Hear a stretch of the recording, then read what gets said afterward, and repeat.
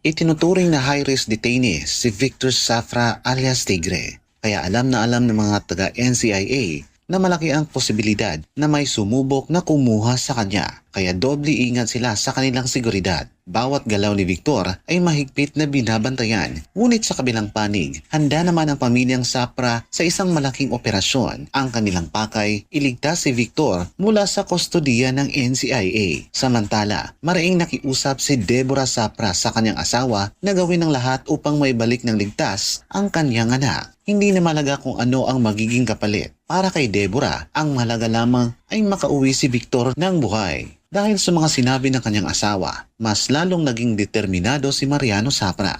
Naniniwala siyang magiging matagumpay ang kanilang rescue operation. At bago pa matapos ang araw, makakauwi na si Tigre sa kanilang mansyon. Samantala, sa himpilan ng kapulisan, isinasagawa ang opisyal na pag-turn over ng NCIA sa kustodiya kay Victor. Diritsahang hinarap ni Direktor Fernando Delgado si Victor. Malinaw ang kanyang babala. Hanggat hindi nagsasalita si Victor tungkol sa kanyang mga kaso at hindi nagbibigay ng impormasyon, maaari siyang mabulok sa likod ng mga rehas. Ngunit imbis na matakot, tumawa lamang si Victor Safra. Para bang alam na alam niya ang bawat segundo na mangyayari. Kaya sa kanyang isip, hindi siya mananatili roon ng matagal dahil para kay Victor, ngayong araw ang kanyang paglaya. Hindi nagustuhan ni Agent Diego Santos ang kanyang pagtawa. Pumalag ito, pinaalalahanan si Victor na huwag itong masyadong kumpiyansa sa kanyang sarili. Baka sa lugar na pupuntahan niya, hindi ang kanyang kalayaan ang naghihintay sa kanya, kundi mas mahigpit na kulungan. Samantala, tuluyan ng nagsasanibpuwersa ang pamilyang Safra. Agad nakipag-ugnayan si Deborah kay Lucas. Si Lucas ang magiging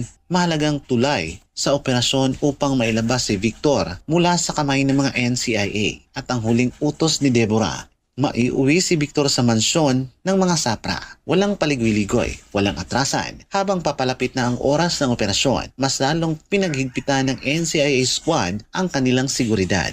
Muling nagbigay na malinaw na utos si Diego Santos. Si Victor Safra ang kanilang #1 top priority. Ano man ang mangyari, kailangan nilang maihatid si Victor sa Maximum Security Detention Center. Ngunit bago pa man nakarating doon, biglang may sumabog na bakbakan mula sa panig ni Mariano Safra. Unang umaalingaw ang mga putok ng baril at sa isang iglap, nagpalitan ng mga bala ang magkabilang panig. Bala laban sa bala, bala laban sa baril. Ang bawat kampo ay may sariling misyon. Para sa NCIA, protektahan si Victor na maihatid sa Maximum Security Center. Para naman sa mga Safra, iligtas si Tigre. Samantala, sa ginintuang lupa naman, ibang klaseng usapan ang kumakalat. Nagsimula ng magchismisan ang mga kapitbahay ni Gabriel o sa tawag nating Gabo. Bakit daw biglang itong nagkaroon ng asawa? At mas nakakagulat, napakaganda raw ni Gloria.